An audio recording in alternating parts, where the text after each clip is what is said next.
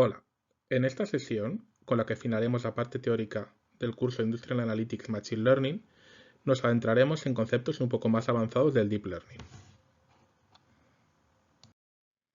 Primero, empezaremos con un repaso de la clase anterior. En la clase del otro día vimos cómo las redes neuronales artificiales se basan en el concepto de neurona. Las neuronas se conectan entre sí mediante los botones sinápticos y se comunican entre sí mediante impulsos eléctricos.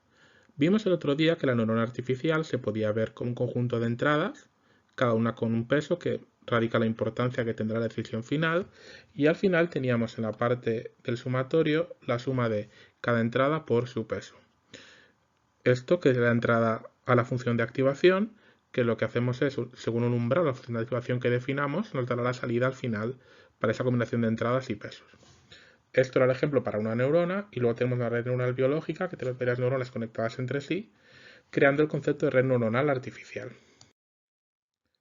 Vimos que teníamos de la entrada a la salida, teníamos las capas de entrada, las capas de salida y las capas ocultas, y que, por ejemplo, las capas de en medio, pues cada una son influidas por las neuronas de la capa anterior. El cómo influye cada neurona en la decisión de la etapa siguiente depende de las conexiones o pesos. Aquí vemos un ejemplo en el cual, según la combinación de las entradas, podemos llegar a distinguir un cuadrado o un círculo. ¿Vale? Vimos que nosotros metemos un círculo entero, pues al final lo pasamos por la red y si llegamos a que la respuesta que nos da es un cuadrado, el problema es que nuestra red no ha aprendido bien. Vimos el otro día que hay una técnica llamada backpropagation en la cual, mediante la diferencia entre la salida deseada y la salida obtenida, somos capaces de modificar los pesos y así que la red aprenda mejor. En este caso, si metemos un círculo, la red aprenderá que tiene que favorecer pues aquellas capas como la de abajo que un contorno circular, la de en medio que ya es un contorno más cerrado y al final aprender un círculo. Todo se basa en el fondo en realizar operaciones vectoriales. Nosotros tenemos unos vectores de entrada, vector x, x1, x2, x3, que multiplicará un vector de pesos, el w11, 12, 13. Y al final, para nosotros poder calcular cuál es la entrada a determinada neurona, pues será la combinación lineal del producto de cada peso por cada entrada. Las operaciones vectoriales, como sabéis, si multiplicamos una matriz por un vector, nos da otra matriz. La mayor parte de las matemáticas involucradas tienen como base las operaciones entre vectores y entre matrices. La multiplicación entre vectores se hace componente a componente, se multiplica componente a componente y se suma, mediante que en matrices pues multiplicamos una fila por una columna y nos da al final un valor concreto de la matriz. Sí que es muy importante que tengamos en cuenta la dimensionalidad. Cuando estamos multiplicando ya sea vectores o sea matrices, tenemos que tener en cuenta que las columnas del primer operando de considerar el número de filas del segundo operando para que las medidas sean coherentes y las operaciones se puedan realizar. Aquí vemos un ejemplo adicional de cómo multiplicar un vector por una matriz, en este caso una matriz por un vector, y de nuevo hay que tener en cuenta que las dimensionalidades coincidan para poder realizarlo correctamente. En este caso tenemos una matriz de 4 filas, 3 columnas, y lo multiplicamos por una matriz que tiene 4 filas y una sola columna.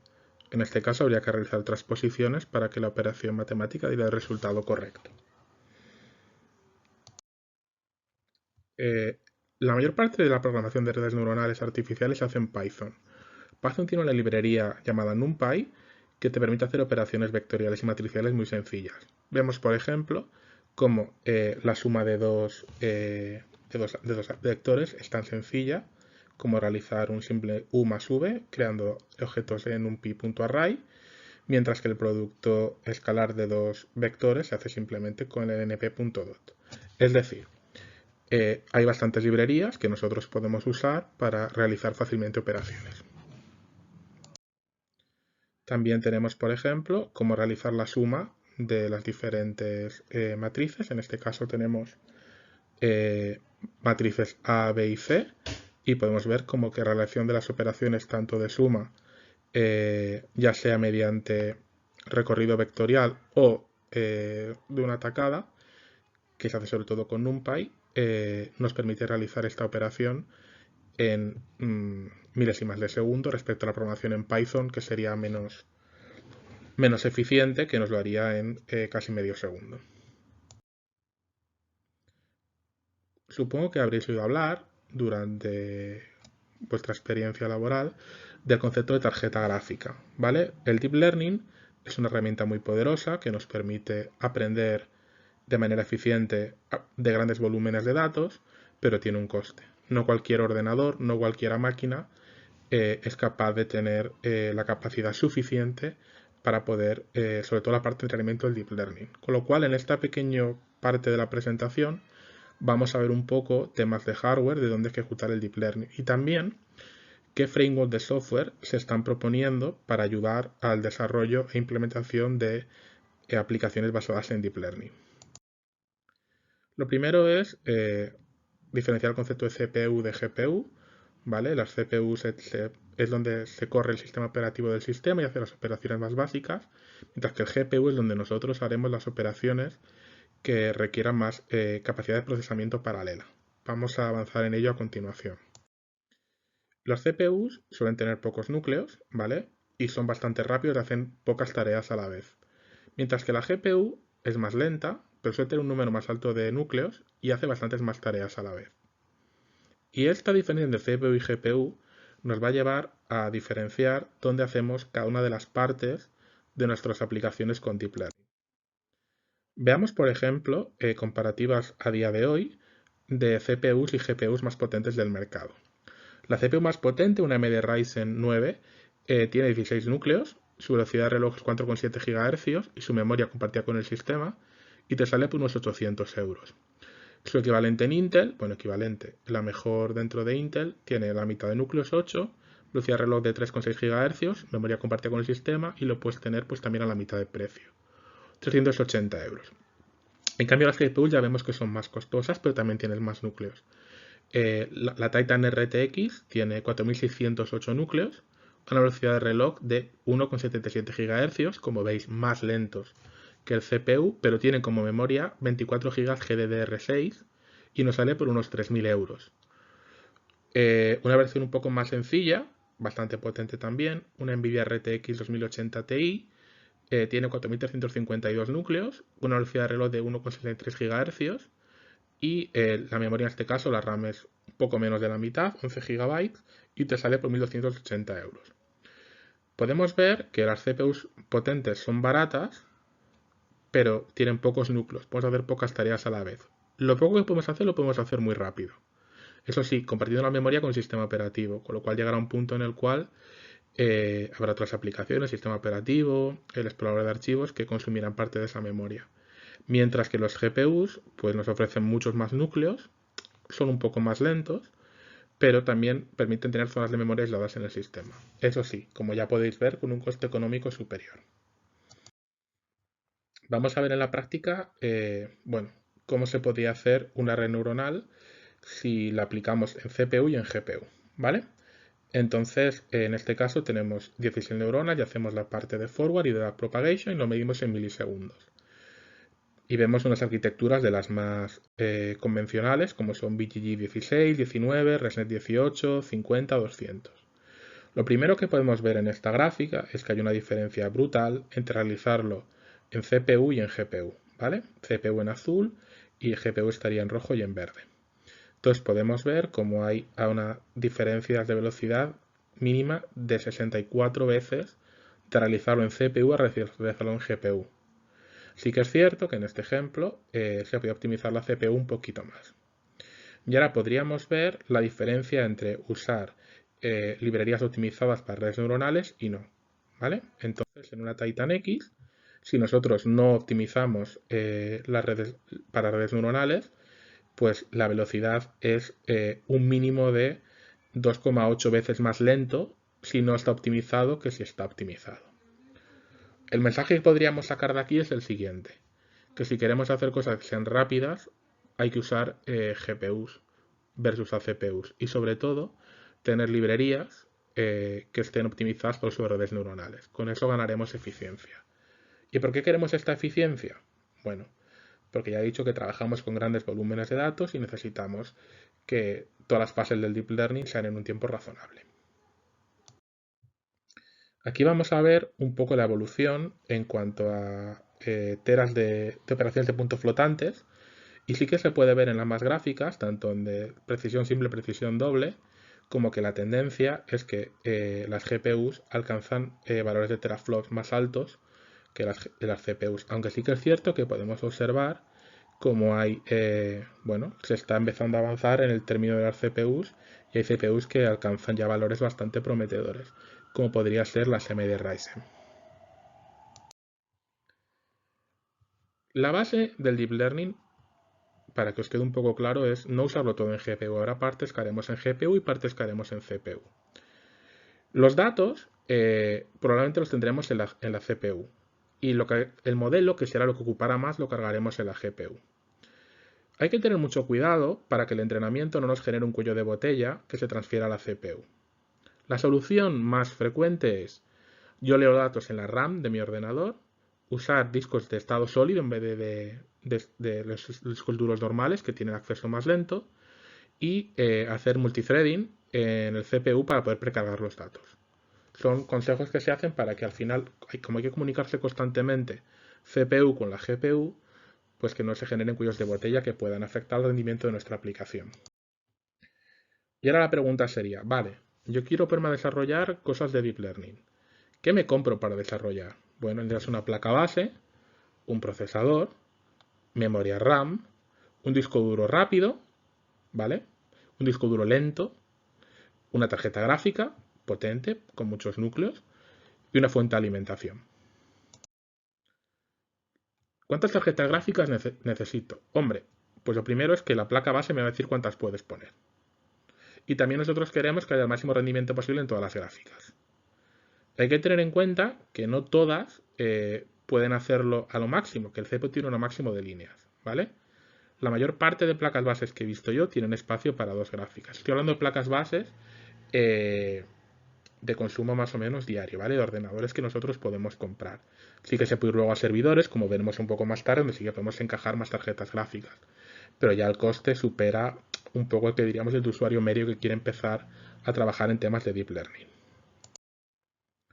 Lo mismo, cada tarjeta consume además unos 250 vatios, con lo cual, bueno, si tenemos 4 gráficas ya se nos va a 1000 vatios, cuando un PC con una gráfica normal se va a 600 vatios. Pues también hay que tener un poco en cuenta que la fuente de alimentación que vayamos a coger también sea suficiente para todo el procesado que queremos hacer.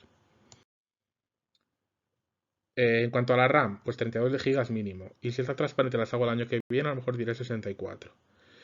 ¿Por qué? Porque el acceso a la RAM es más rápido que el disco duro. Y si nosotros necesitamos coger datos de manera rápida, nos pueden caber datasets pequeños, conjuntos de datos relativamente pequeños. SSD, lo más grande posible, aunque es bastante caro. Aunque están bajando los precios recientemente. 1 tera si es posible. Sí que es cierto que es más lento que la RAM, pero comparado a ampliar tanto la RAM es un poco más barato. Y discos duros, pues la mayor capacidad posible. Ahora se puede encontrar en el mercado fácilmente discos duros de 10 teras relativamente baratos, con 3 teras podría valernos. Son más lentos que los discos duros de estado sólido, pero son más baratos. Y se suele usar para guardar bases de datos. La guardas en el disco duro, la cargas en la RAM para que se pueda acceder rápidamente por el algoritmo de procesado y luego lo vuelves a tener siempre en el disco duro.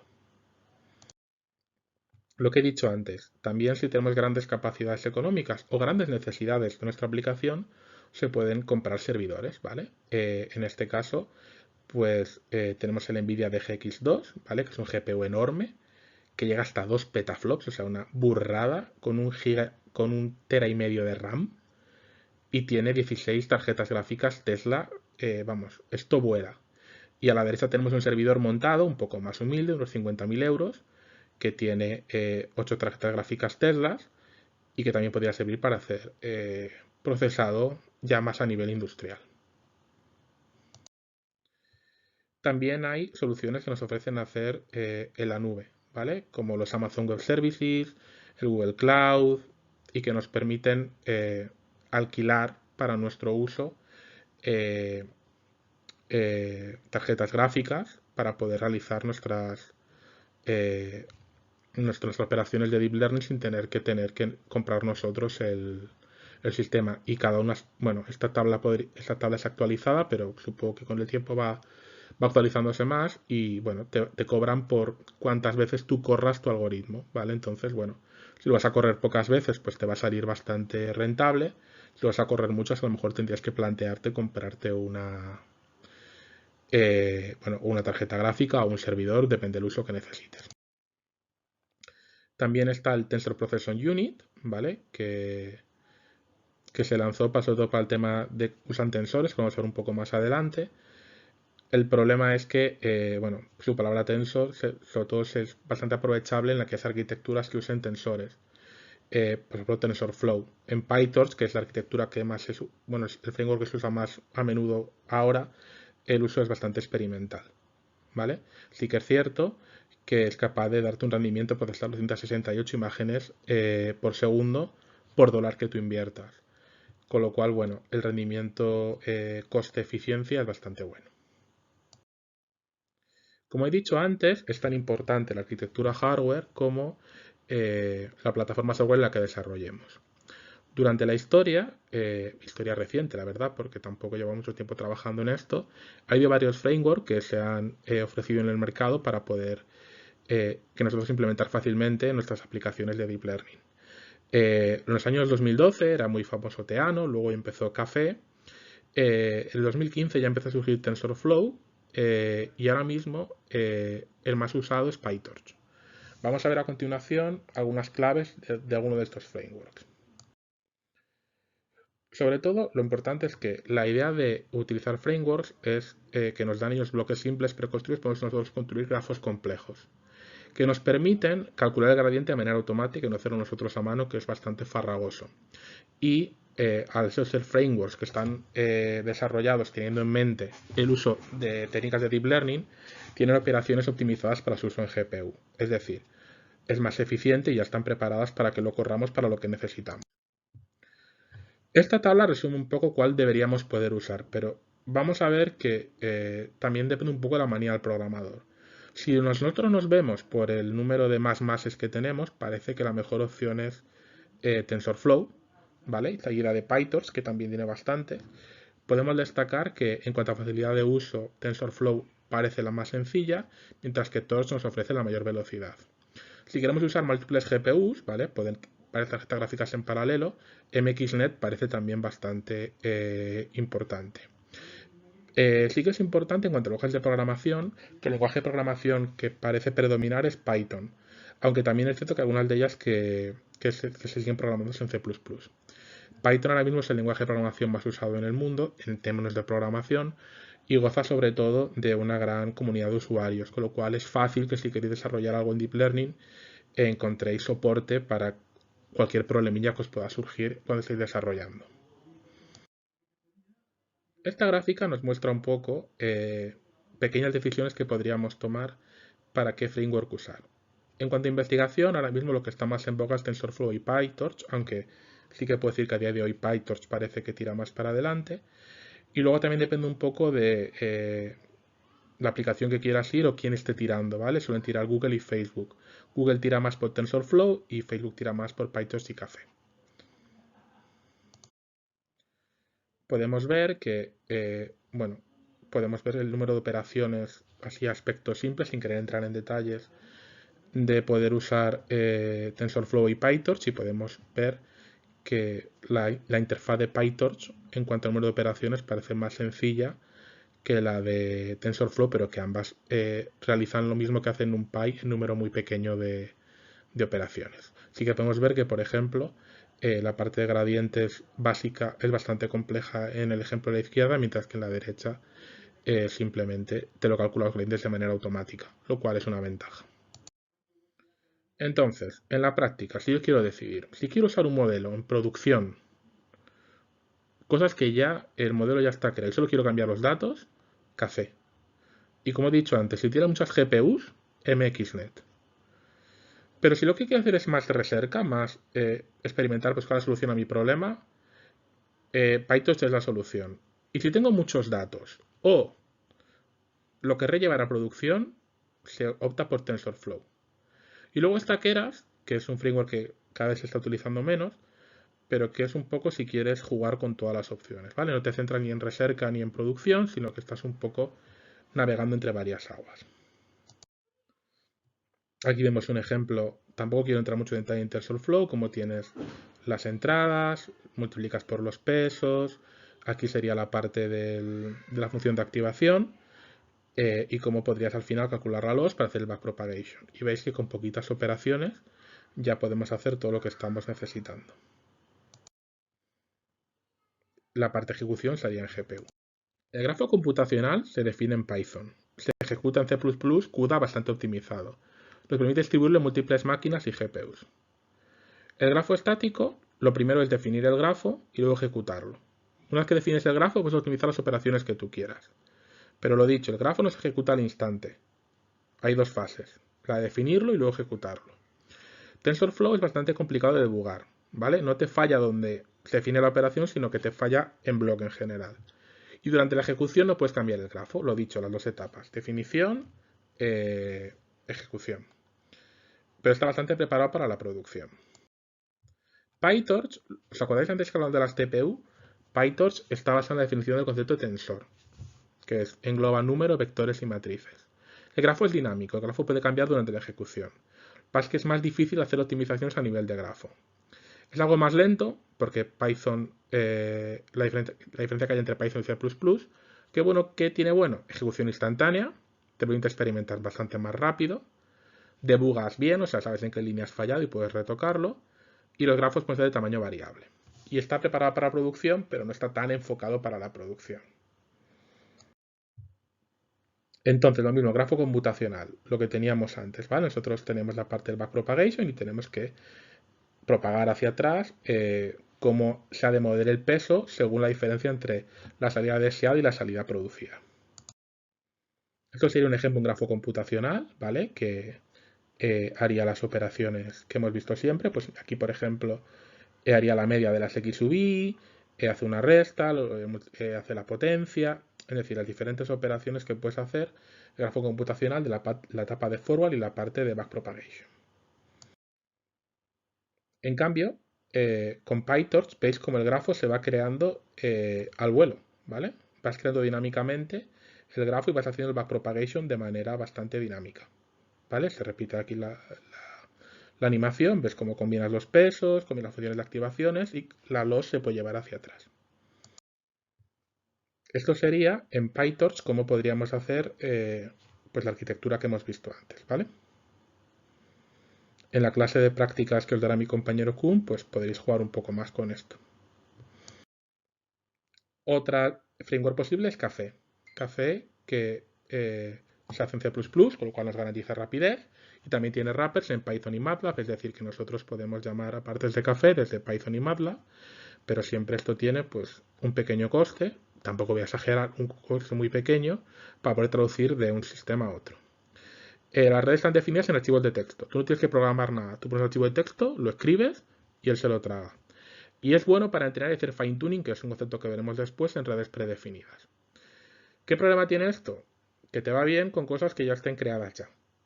Pero cuando tengas que añadir una capa nueva, es decir, si modificas la arquitectura que tú quieres usar en ese momento, pues te toca volver a meterte con C++ y con la CUDA para poder adaptarlo a las librerías que tienen que funcionar, te toca compilar y calcular derivadas a mano. Es decir, Café es una buena idea si tú quieres usar algo que ya sabes que funciona y simplemente es testear nuevos datos, ¿vale? Pero cuando te toque modificar cosas, Café no es lo más, digamos, user-friendly del momento. Una vez visto algunos conceptos breves sobre el hardware necesario para ejecutar Deep Learning y visto un poco las bases de algunos de los frameworks más utilizados, vamos a continuar con algunos aspectos prácticos que os serán de utilidad cuando en el futuro os decidáis meteros a fondo en el mundo del Deep Learning. Sobre todo respecto al entrenamiento, ¿os acordáis que vimos que había un learning rate, que es, bueno, el cómo al final estamos modificando nuestros pesos para adaptar mejor la secuencia de entradas pesos a nuestra solución esperada, que no la obtenida. Vimos que el learning step, ¿vale? Debería ser empezando con un learning rate bastante alto, pero sí que vimos que al final teníamos que ir reduciendo el learning step cada vez para poder llegar al mínimo de la función de error. ¿vale? El uso práctico sería, pues nosotros al final optimización convexa en el que vamos bajando hasta llegar al mínimo local. ¿Qué problema podemos tener? Que si la optimización no es convexa, al final nos quedan funciones de errores así y al final nunca acabaremos en el mínimo local, sino que iremos oscilando entre varias opciones de la función de error. Entonces, sobre el learning rate os damos los siguientes consejos. Tenemos dos factores, que es el alfa del learning rate y el del momentum, y es el factor más importante. Es muy importante que vayamos controlando los pasos que damos. Se suele comenzar con un learning rate bastante alto, pero según vamos acercándonos, lo que vamos haciendo es dividir por 10, por ejemplo, cuando vemos ya que nuestro sistema no está aprendiendo, no está evolucionando. En cuanto al mini batch size, nosotros no vamos a hacer un aprendizaje, un entrenamiento, una validación y un test sobre todas las muestras, sino que lo dividiremos en pequeñas partes llamadas bytes. Entonces, bueno, esto depende de cómo nosotros queramos subir las montañas. Podemos hacerlo calculando un error sobre una sola muestra, con lo cual va a ser un camino bastante árido. Calculando el error sobre toda la base de datos, que es un camino que parece bastante más recto, lo que pasa es que, bueno, pues tienes que testar sobre muchas bases de datos, o la opción más recomendada, que aunque parece que también es tortuosa, no es tan tortuosa como la primera opción, es calculando el error en pequeños subconjuntos de muestras. Sí que es cierto que esos subconjuntos de muestras, en cada iteración que hagamos, tendrán muestras aleatorias. Sí que es importante, una cosa muy importante que quiero recalcar es que en la parte de entrenamiento, y también en validación y test, pero en entrenamiento es muy importante que haya mezcla de clases. Tú no puedes tener en tu batch muestras de una sola clase, por lo tanto tu sistema va a tener un bias gordísimo hacia esta clase y solo aprenderá una clase bien y cuando luego en la validación o el test aparezca un ejemplo de otra clase, pues la verdad es que va a funcionar bastante mal. También teníamos el momentum, que nos mostraba un poco cómo progresaba nuestra evolución hasta el mínimo local. Si el valor del momentum, si lo tenemos un momentum mal escogido, de repente podemos saltarnos el mínimo local. ¿Vale? Eso hay que tener cuidado con esto. Sobre la función de error, la básica que vimos el otro día era la diferencia simple entre la salida esperada y la salida obtenida. El cómo medir el error es clave de cara a tener un aprendizaje rápido y bastante eficiente. Hay dos casos importantes, el caso de la regresión, que os acordáis vimos hace dos clases. Queremos predecir un valor ordinal continuo, ¿vale? Es decir, lo que vimos, os acordáis el otro día, relación entre los metros cuadrados y el precio de una casa. Entonces, bueno, es un valor continuo, se utiliza el error cuadrático medio, que al final es la suma del cuadrado de la diferencia entre la predicción y el valor real. El otro caso es la clasificación, ¿vale? Que nosotros queremos ver si un valor categórico es correcto o no es correcto. Regresión podríamos ver un ejemplo de la lluvia, esta cantidad de lluvia que ha caído a lo largo de las horas. Mientras que clasificación sería simplemente decir si va a llover o no va a llover. Otros problemas que vimos, nombramos el otro día, el tema del overfitting. Nosotros tenemos un conjunto de datos separables, ¿vale? Vemos en este caso bolitas y cruces. Y nosotros podemos usar una función de activación, pues una línea que lo divide ahí. Esta línea tiene el problema de que sí que hay ejemplos que se clasifican mal, ¿vale? Y en este caso tenemos un bias muy grande y es llama underfitting. Vamos al extremo de la derecha. Hemos creado una función complejísima que tiene los diferentes pesos y las diferentes entradas y se ajusta de manera maravillosa a estos datos. ¿Qué problema tiene? Bueno, pues que se ajusta demasiado maravillosamente a estos datos. Y si ahora me llega de repente, al azar, me llega de repente una X aquí, como se había aprendido también estos datos de entrada, esta X va a fallar estrepitosamente. Entonces al final, pues como todo en la vida, hay que coger un poco el término medio.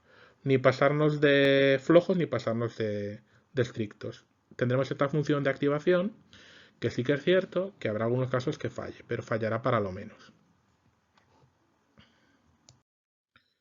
Entonces, cuando nosotros miramos el error predictivo en las gráficas, tenemos pues mirar dos errores, el error en el test y el error en el training. Hay que tener mucho cuidado de que el error en training sea bajísimo, porque eso quiere decir que nos estamos aprendiendo de memoria los datos del entrenamiento. Y eso no es tan bueno como podríamos pensar, porque los datos de test no deberían ser iguales que los de entrenamiento. Sí similares, pero nunca iguales. Si nos aprendemos de memoria un libro y luego nos ponen un libro que es un poco diferente, pues vamos a fallar. Con lo cual, no hay que sobreentrenar, ¿vale? La clave está en que el error de entrenamiento sea bajo, pero no nulo, porque si evaluamos el modelo en este punto, en el que el error de entrenamiento es nulo, el error en test va a ser mayor, porque hemos sobreaprendido. Es otro ejemplo del overfitting. ¿Cómo prevenir el overfitting? Bueno, hay varias maneras de hacerlo. Primero, coger modelos más sencillos, ¿vale? Lo hemos dicho antes, hacer funciones de activación que no sean tan ajustadas a los datos. ¿Cómo conseguimos esto? Bueno, pues con menos neuronas y menos capas. O, por ejemplo, el weight decay, que nosotros penalizamos que ciertas neuronas se conecten.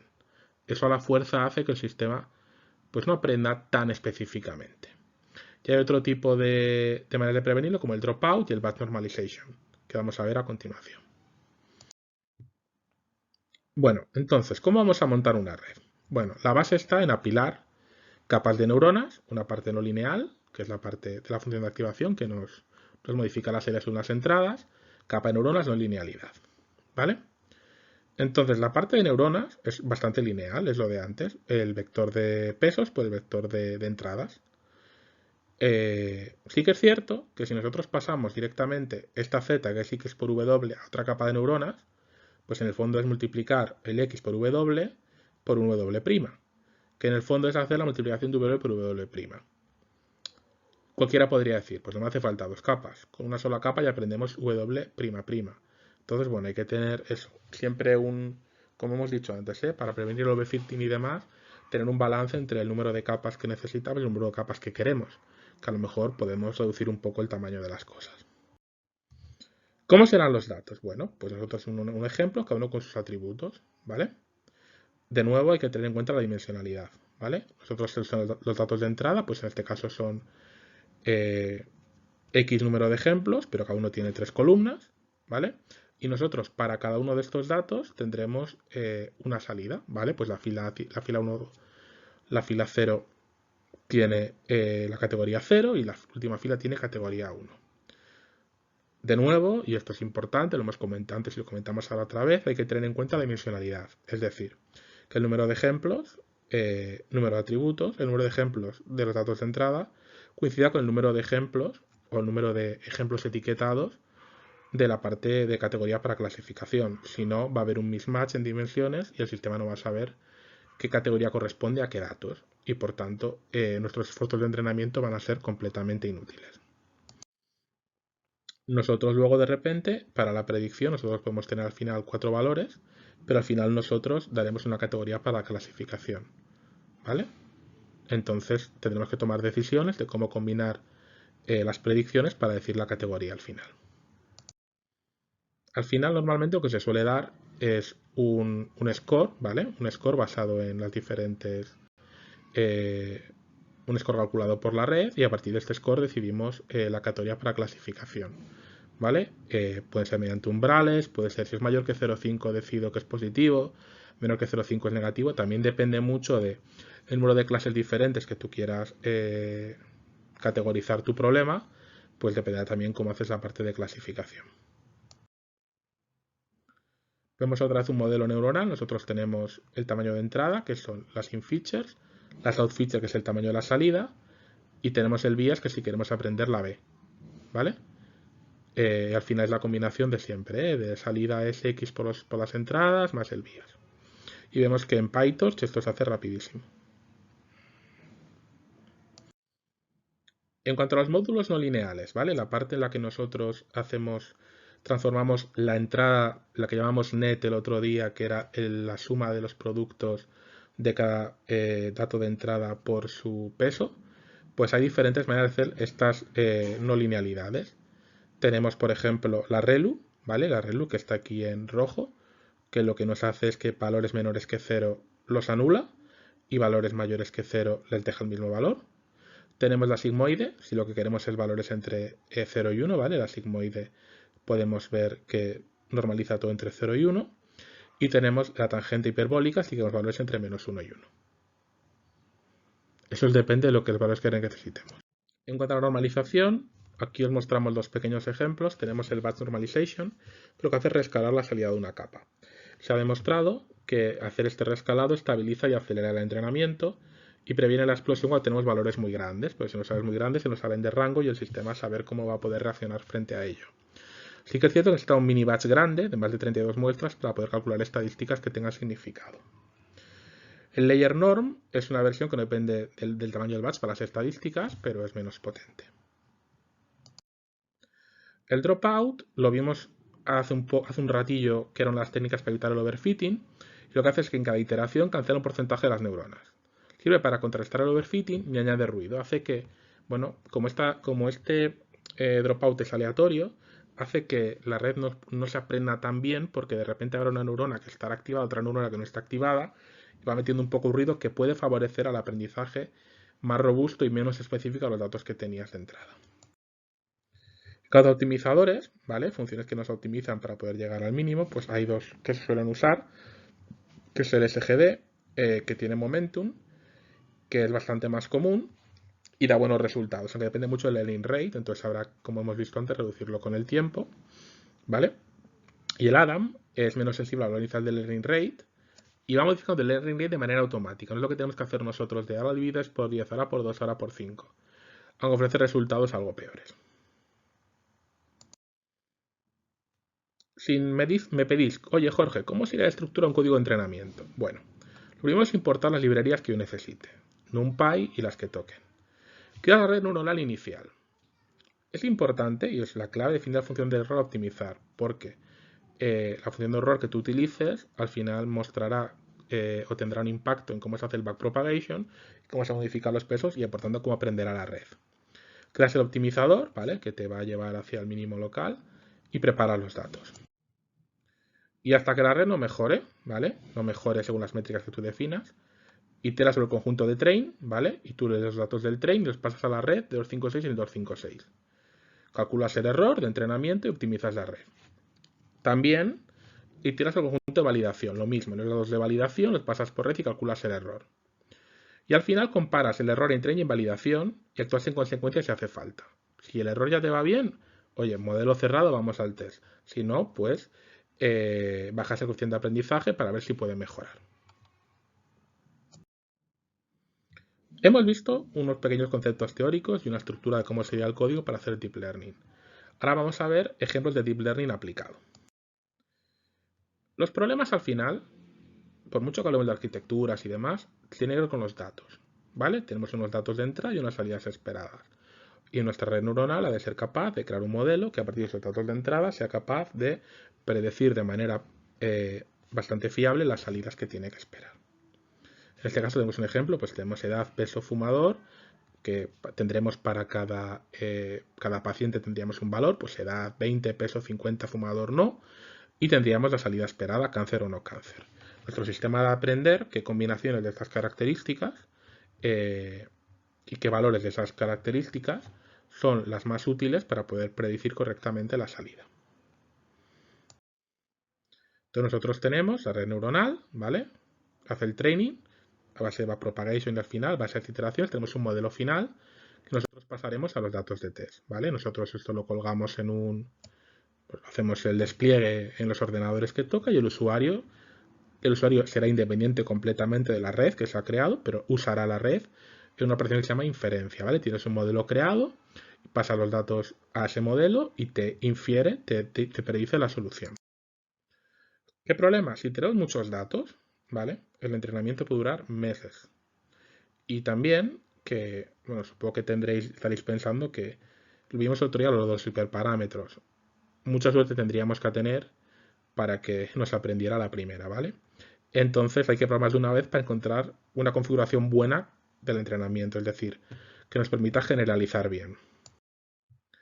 ¿Qué problema tiene esto? Bueno, pues que el entrenamiento es costoso. Costoso en tiempo.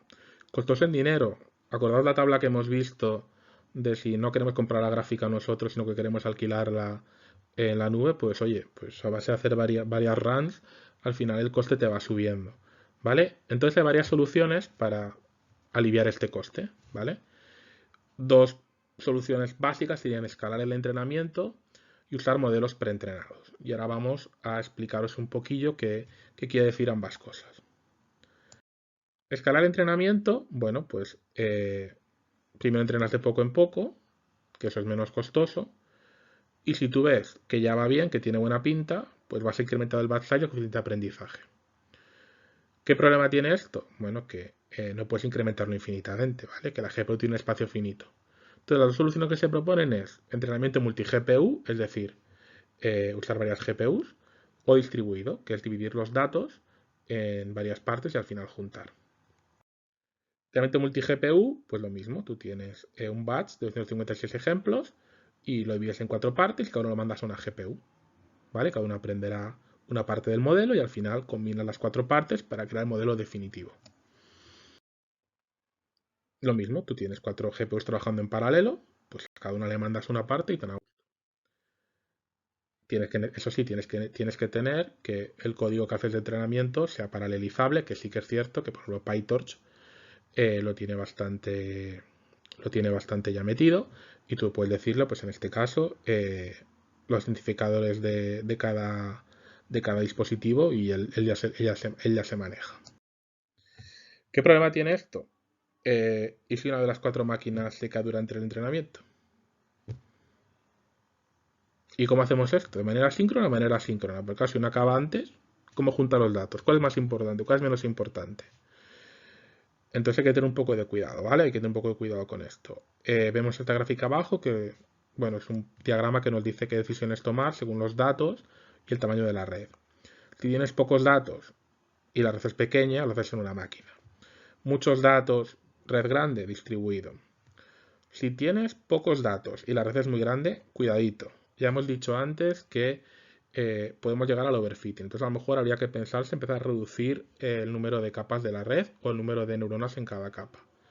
Al revés, si la red es muy grande, la red es pequeña, pero tenemos tamaños de datos muy grande, a lo mejor es que no estamos pasando de sencillos, a lo mejor habría que intentar tirar a usar múltiples GPUs o distribuido. Lo mismo, teníamos lo de antes, entrenamiento costoso, hemos visto la escala de entrenamiento y ahora vamos a la parte de modelos preentrenados. ¿Qué es un modelo preentrenado? Bueno, nosotros sabemos que las redes neuronales profundas tienen alto número de capas y neuronas en cada capa son un número bastante elevado también. Al final, la base del deep learning es aprender los pesos que conectan las neuronas entre las diferentes capas. ¿Y si tuviéramos opción de tener a redes donde ya están esos pesos calculados y nosotros simplemente entramos como al final para adaptar un poquito las últimas veces, las últimas iteraciones a los datos nuevos? Pues ese es el concepto del preentrenamiento o también llamado fine tuning.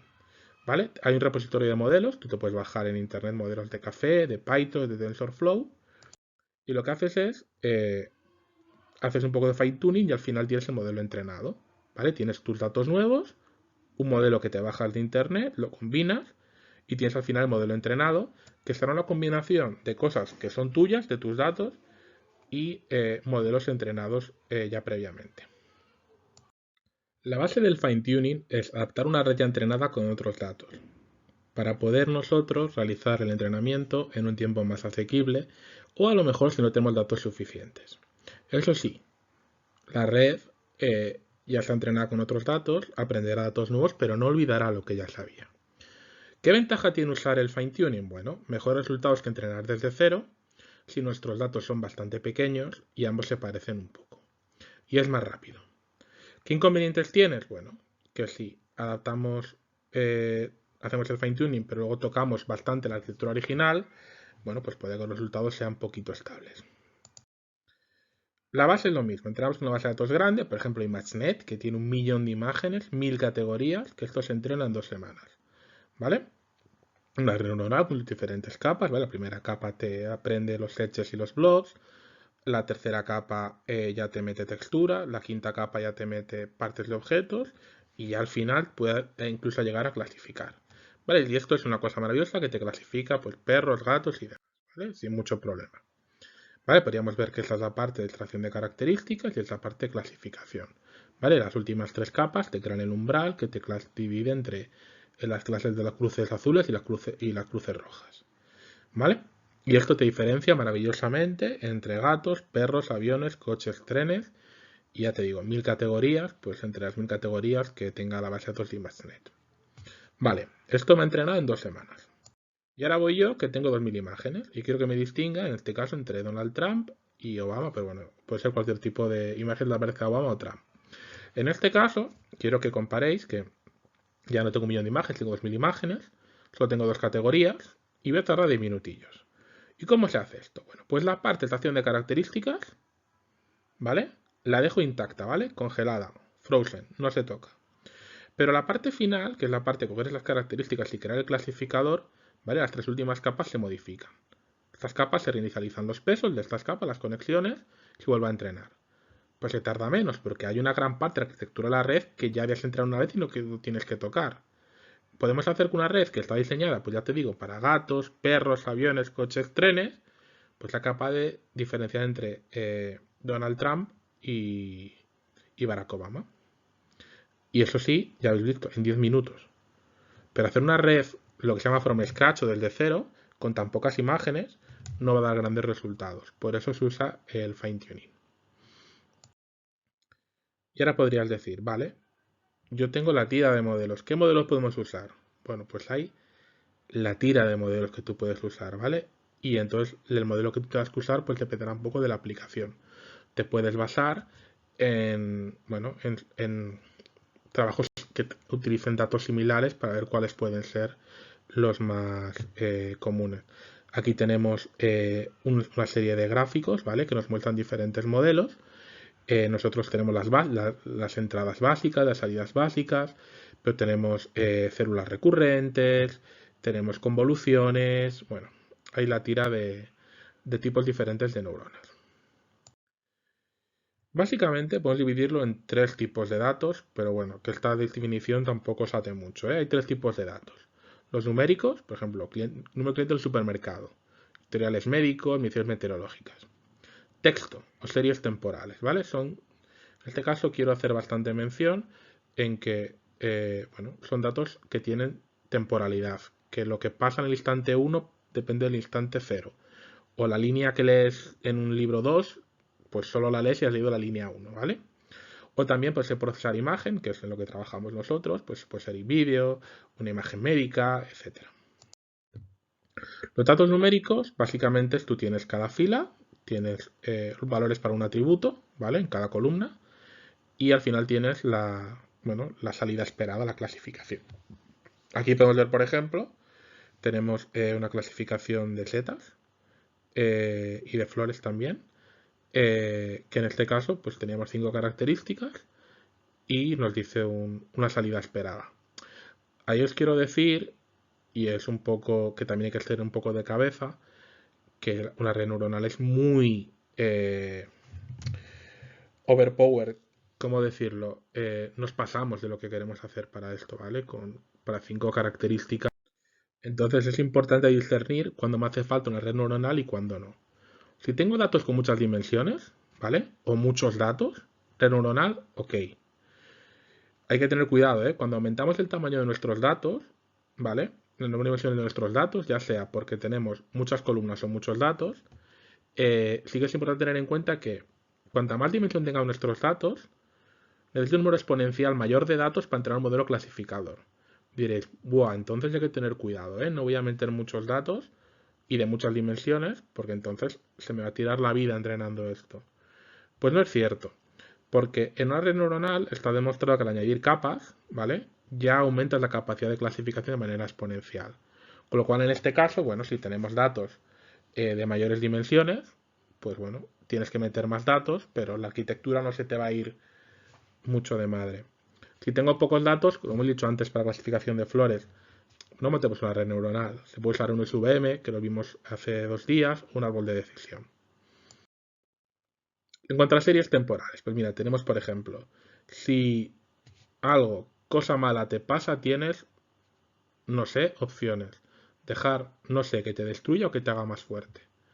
En las series temporales, cada dato, en este caso son palabras, depende del anterior, ¿vale? O sea, el destruya necesita que vaya el T antes, ¿vale?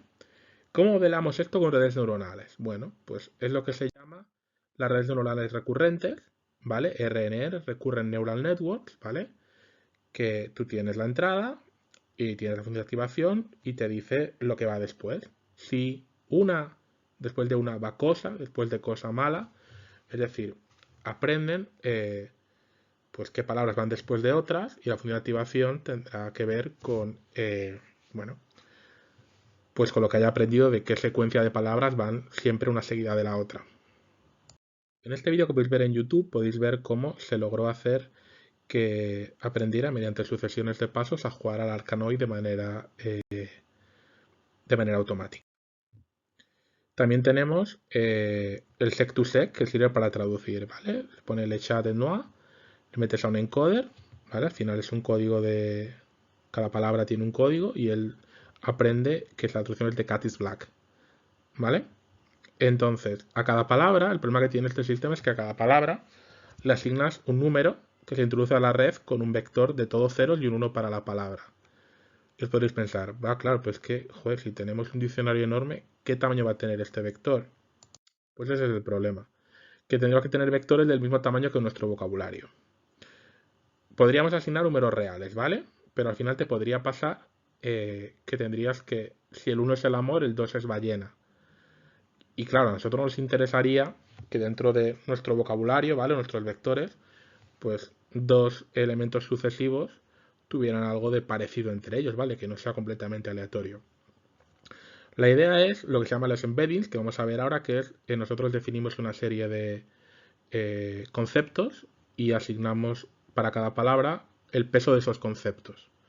De manera que así, si lo distribuimos en el espacio dimensional, palabras que representan conceptos grandes generales están cerca y palabras que, yo que sé, pues amor y ballena estarían bastante lejos. ¿Vale? Por ejemplo, tenemos objeto fuego, mar y hierba y lo vamos a dividir en tres grandes conjuntos que son azul, rojo y verde. Pues vemos que el fuego pues tiene bastante de rojo, el mar tiene bastante de azul y la hierba tiene bastante de verde. Sí que es cierto pues que la hierba no tiene nada de rojo, el mar puede tener algo de verde, ¿vale? Porque tiene la parte de la arena y demás, y el fuego tiene parte de azul, porque rojo y azul, la combinación cromática, daba amarillo. Lo mismo, otros ejemplos para macho-hembra, tiempos verbales. Se han hecho la tira de ejemplos en el Word2Vec para poder hacer fácilmente los embeddings y poder que nuestra representación de los datos, que también importará para que la red aprenda de manera más eficiente, pues genere representaciones similares a conceptos similares. Si vamos también al sentence to vec, ¿vale? O sea, nosotros somos capaces de tener how can I find Java world, pues te genera un vector, que al final generas un vector haciendo la media de las palabras que lo constituían, y pones what can I do to find Java abroad, bueno, pues al final comparas vectores, ¿vale? Y pues puedes llegar a buscar similitudes entre frases completas. En cuanto a imagen, bueno, la visión por computador, en lo que trabajo yo y lo que trabaja también Kuhn, es capaz de coger una imagen de una escena de calle y poder etiquetar cada uno de los objetos que aparecen, ¿vale? Tenemos coches, tenemos carretera, tenemos césped, tenemos una persona, tenemos una bicicleta, ¿vale? El sistema aprende a partir de ejemplos. La base de la visión por computador es la visión biológica, es decir, nosotros queremos que los ordenadores sean capaces de ver igual que ven los humanos. Y aquí el concepto de ver lo quiero extender a ver y entender, es decir, reaccionar de manera similar a una misma imagen. Es decir, si nosotros tenemos una foto de una persona, nosotros no vemos solamente ceros y unos, somos capaces de saber, si conocemos a esa persona, quién es esa persona. Y si no, simplemente saber que es una persona y que no es un animal. ¿Vale? Entonces, en este caso, pues tenemos una simulación de Tinder y esta chica, pues tiene esta persona, pero que no le parece especialmente bien, ¿vale? Su cerebro es capaz de hacer una serie de conexiones y poder reaccionar cuando ve a esta persona de una manera determinada y decir, hey, pues bueno, yo tengo unos parámetros de cómo me gusta y cómo no me gustan las cosas y bueno, he evaluado esta foto de esta persona, he metido estos parámetros y bueno, pues mi red neuronal, mi cabeza ha dicho pues que esta persona no me gusta. Vale, ¿qué hacen los ordenadores? Pues lo mismo, nosotros tenemos este robot, el robot de Wall-E, y que ve a este otro robot y queremos ver cómo lo hace. Bueno, pues este robot durante toda su vida, bueno, y ha analizado varias imágenes. En este caso, si os fijáis, tenemos rojo, azul y verde, que es el RGB, ¿vale? Que es el sistema en el que creamos las imágenes de color, y ha aprendido pues qué combinaciones de esos valores pues le hacen parecer, le hacen poder ver si pues un robot que está mirando le parece atractivo o no le parece atractivo, si existiera un Tinder para robots. Entonces te usa una red de Deep Learning y al final, cuando le pasa la foto de Eva, le dice, hey, pues amor a Eva a tope. Pues hacemos lo mismo, nosotros aprendemos a base de ejemplos y tenemos una red neuronal y no somos capaces de, con unos datos de entrada nuevos, pues poder tomar una decisión. En este caso, si Wall-E quiere al robot Eva o no, que en este caso sí que le quiere. La imagen como datos, tenemos una base de datos de imágenes que tiene muchas dimensiones. Normalmente las redes neuronales tienen un tamaño de entrada fijo, 224-224, porque así lo optimizan mejor.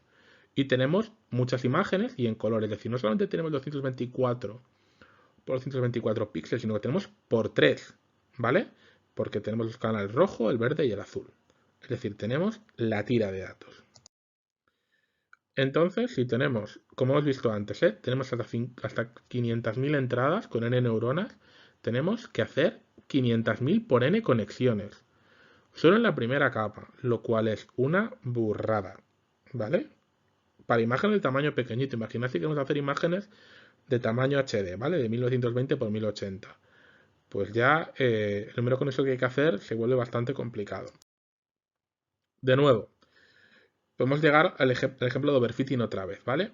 La red va a memorizar los píxeles para una imagen y no tolera cambios pequeños, ¿vale? Es decir, nosotros aprendemos de memoria una imagen, como venga una imagen un poco movida o un poco desenfocada o con un cambio del original, aunque sea simplemente que está trasladado, nada, los píxeles un poco, pues vamos a aprender fatal, ¿vale? Lo mismo de antes, ¿eh? El underfitting, si somos muy livianos en cuanto al aprendizaje, el overfitting, si es que aprendemos demasiado exacto, entonces, como varía un poco, se nos va completamente. Y lo que querríamos es algo que aproximara lo que queremos aprender de manera más o menos razonable, pero que no tiene por qué ser perfecta. La solución que tenemos es hacer la convolución, ¿vale? Nosotros, la neurona está conectada a una región pequeña de la imagen y esa neurona y parte de esa región se utiliza para el resto de regiones, ¿vale? Somos capaces de, en vez de escanear la imagen de un todo, simplemente cogemos partes a partes, ¿vale? Y somos capaces de combinar información de regiones de la imagen para pasar a la siguiente neurona. Es decir, nosotros no vamos a mirar los 500.000 píxeles de una tacada, sino que vamos a mirar regiones. Y al final combinaremos la salida, que en este caso teníamos un 5x5, en un 3x3. Y cada una de esas regiones 3x3 agrega la información de otras regiones 3x3, ¿vale? Pero en un solo valor. Estamos aprovechando recursos de manera bastante más eficiente. Bueno, pues esto que os he contado es las bases del Deep Learning. Y ahora vamos a ver, para acabar esta sesión, cómo ha revolucionado el Deep Learning en nuestras vidas. Podemos ver, por ejemplo, la evolución del número de capas y los resultados, ¿vale? Entonces vemos que según iban pasando los diferentes convenciones, pues cada vez con menos capas se ha conseguido resultados mejores, aunque también hay una tendencia a utilizar cada vez arquitecturas más profundas. Esta gráfica muestra la evolución del número de capas de las redes y el rendimiento obtenido, ¿vale? Como podemos ver, desde el año 2010 hasta el año 2015, que es donde acaba esta gráfica, ya hemos llegado a ir por debajo del error humano, pero si podéis ver, cada vez el número de capas que utilizan es mayor, ¿vale? En 2012 eran 8 capas, en 2014 ya son 22 capas, se llega hasta 152 capas para el año 2015. Ahora están usando redes neuronales de número de capas brutal. Gracias al uso del Deep Learning hemos permitido realizar aplicaciones que antes parecían ciencia ficción. Si veis este vídeo, podéis observar cómo se ha logrado sincronizar dos vídeos diferentes donde habla Obama y poder hacer como una traducción lip sync automático de lo que está diciendo. Según que se mueve la cara en un vídeo, pues en un vídeo que no está, digamos, doblado, que no está su voz, es capaz de poner la voz que corresponda exactamente a dos momentos del discurso donde se está diciendo lo mismo. Os aconsejo que echéis un vistazo al vídeo porque los resultados son bastante espectaculares. También se ha logrado, y se han visto vídeos recientemente, poder dar color a películas en blanco y negro, ¿vale? Pero dar color, no un color que suene un poco artificial, sino un color que realmente se aproxima al color real de los objetos de la imagen. También en este vídeo, que os recomiendo ver, se ha logrado ser capaz de segmentar a las personas y no solamente segmentar, sino realizar esta especie de esqueleto virtual para reconocer las partes del cuerpo. Hacer esto en tiempo real, en vídeos complejos, es, bueno, es todo un hito, es todo un hito. Entonces, bueno, esto es un poco ligar con lo que vimos en la primera clase, ¿vale? Las tareas por computador, pues son clasificar y localizar, si tenemos un solo objeto, o detectar objetos, si tenemos varios objetos en la imagen, y decir la segmentación. Esto lo vimos como los problemas típicos a resolver en la primera clase que os di yo. Otra aplicación que son redes neuronales es, por ejemplo, para quitar ruido, ¿vale? Tenemos esta imagen del gato a la izquierda y con un tipo de arquitectura llamada autoencoder somos capaces de quitar el ruido de la imagen y al final tenemos un gato que se ve de manera completamente nítida. Un ejemplo para acabar son también las redes que nos permiten poder generar ejemplos y poder saber si un ejemplo nuevo es real o es fake. Las Generative Adversarial Networks, pues que nos permitan datos de entrenamiento y podemos generar datos de manera aleatoria y poder saber si ese dato nuevo que hemos creado pertenecerá a la misma distribución de los datos de entrenamiento o no. Como veis, las redes neuronales se han usado para muchísimas cosas. Ya vimos que también asistencia a la conducción, imagen médica, y constituye una herramienta muy poderosa en el campo del Machine Learning para poder realizar aplicaciones que hace unos años no se podían realizar, ya no simplemente porque no estuviera el desarrollo de lo que es la programación en sí, sino que el hardware no estaba preparado. Bueno, pues con los años que han ido viniendo, cada vez el acceso a las GPUs es más sencillo, pues tener GPUs que con cierta cantidad de núcleos a precios bastante razonable y eso ha acercado pues hardware que antes era prohibitivo a investigación y entonces ha hecho que los investigadores, al tener ya recursos con los que poder evolucionar, porque ya os acordáis que la parte del backpropagation y demás es de mediados de los 80.